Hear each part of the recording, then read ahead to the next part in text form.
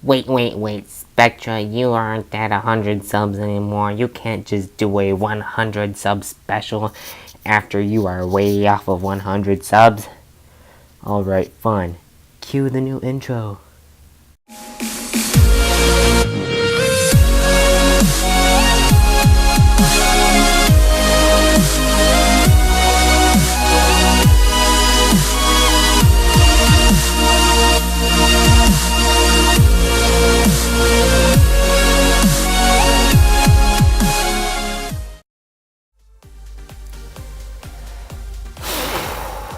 Wow.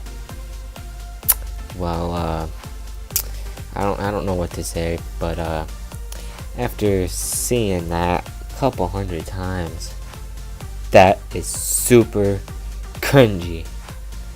I don't know what I was thinking making that intro, but that was actually really bad, especially the talking. But everything else, like the emoji, come on, why would I put that in there? I don't know. But this is Spectre Phantom here, and thank you for 150 subs. Just kidding. Now, if you check my sub count here, we're at 180. That's insane. Thank you guys so much. I just don't know what to say. I mean, most of you guys came from the Revelations teaser trailer, and that was a very controversial trailer. Most people are saying it's fake and all this, but you guys stuck with me. You subscribed because you liked it, and I thank you guys so much for that. And right here, this is episode 2 of the zombie storyline. If you haven't checked out episode 1, I'd go link in the description for episode 2. And just before we start, I just want to say thank you again for all these subscribers. This huge boost at this end of July and into August. It's amazing to see. Come on, we can keep growing. We can just keep up the support, and we will keep on going. And also, I will be trying to keep an upload schedule of every Monday. We'll see if that changes. I will for sure be uploading on Mondays because of school, you know. Everyone hates Mondays. Why not make it better by a new video, right? And I don't know if I'll upload. I might be uploading in between, but those won't be scheduled. But I will for sure be uploading every Monday. So now let's get right into the video.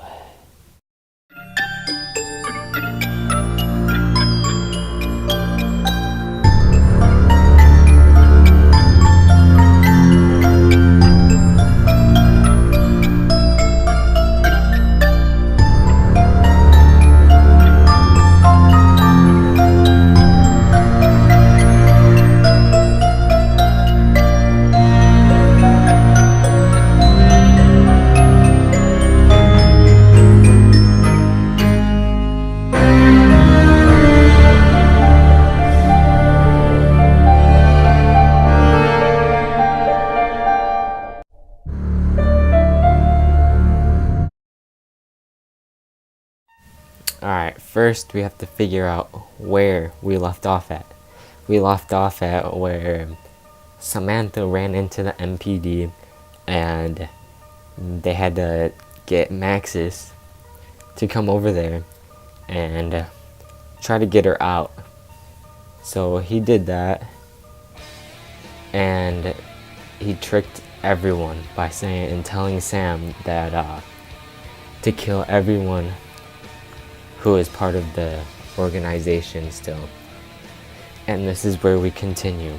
Now, Richtofen hastily escaped Doris, now overrun with zombies, with his 3 test subjects. Realizing that Samantha was in control of the ether, he devised an alternate plan to gain the ultimate power, using the Vril to generate the device and sufficiently supply 115 to bend life force itself, allowing him to switch his soul with Samantha's and enter the ether as the all-powerful being. After arriving at the Rising Sun facility to locate a supply of the element, Richtofen discovered a site to be populated by zombies, forcing him and his allies to fend off the hordes. Due to a possibility of being overwhelmed, the four abandoned the site and returned to Darice. That site was Shinonuma. And when he returned to Darice, Richtofen hoped to use the MDT prototype to arrive at Griffin Station in the same fashion as Samantha to possibly enter the Aether in another fashion. After the MDT was shot with the Wonderwaff DG2 charge, it overloaded and ripped through space and time, sending the group into the future and to an abandoned theater in Germany, aka Kino der Toten. After disappearing from Darice, a Russian and American standoff took place, as both forces wanted to salvage the work of Group 935 for the benefit of their own country, followed by a massacre of zombies population there. Sometime prior to the character's arrival at the Soviet Cosmodrome, a Russian scientist, Yuri Zavoysky, was transferred from Prototype Mercury to work on sending monkeys into space. Much to his dismay, his transfer was caused by his superior, Gersh, who he holds a grudge against after the relieving of his duty from Project Mercury. As Gersh is working on Project Mercury, his staff is working on Project Thunder. Yuri notices a teddy bear and a Matryoshka doll and wonders how a child could be let into the station. The child, Samantha, then slowly drives Yuri insane. Yuri, in his state of insanity, finishes the Gersh device and has Gersh activate it, letting in the zombies and trapping Gersh. Yuri presumably dies. After the events of Kino der Toten, the main characters somehow reach the abandoned Soviet Cosmodrome, aka Ascension. The characters then hear Gersh, who tells them that the mechanism must be repaired. He is referring to the Casimir mechanism, which must be repaired by completing different tasks. After all the tasks are complete and the mechanism is repaired, Gersh is freed, leaving Samantha free to be ridden off in the Aether. At the same time, John F. Kennedy, Robert McNamara, Fidel Castro, and Richard Nixon are negotiating when zombies break into the Pentagon. They are the only four still alive in the building and discover a secret lab under the Pentagon, which may have many technologies of what Group 935 were attempting to develop. As they continue the fight, Dempsey and Takeo begin to regain their memory. Takeo is first to remember and remarks of himself that someday when the group is finished fighting zombies, Richtofen will get what he deserves. Dempsey, on the other hand, is slowly making progress as he remembers that he'd seen Richtofen before getting captured. Takeo notices his shifting memories and believes Dempsey is finally remembering what Richtofen did to him. In modern-day 2011, George A. Romero stumbled upon a Group 935 research while making a World War II film. He and the cast took a ship out to the now-abandoned lab in Siberia. After he and the movie's crew were zombified by the remains of the ship's crew, only four main actors of the crew, Sarah Michelle Gellar, Robert Englund, Danny Trejo, and Michael Rooker remained alive. After the Casimir mechanism was completed in Ascension, it overloaded the teleporter and sent the original characters to the Group 935 facility in Siberia, where they were trapped behind a locked door. Richtofen then asks the celebrities to help him obtain the golden rod, which they did. Richtofen thanks the group by giving them the Wonderwaff DG2 to help them fight the zombies. It is unknown what became of the celebrities after helping the group escape to Shangri-La, though sometime later, Romero was interviewed where he recounted his story of how he found the research and how he came to making the film. Shangri-La, a temple that was once a mining facility for Element 115, however, does not live up to its name, as its inhabitants have all been zombified before the group's arrival. Richtofen now states that this is the last step to controlling the world before he is teleported there. Prior to the group's arrival at Shangri-La, two explorers, Brock and Gary, went to an expedition to prove their theories on Agartha. Brock later figures out that the temple wasn't built by an ancient civilization, but by people in the modern era interpreting it.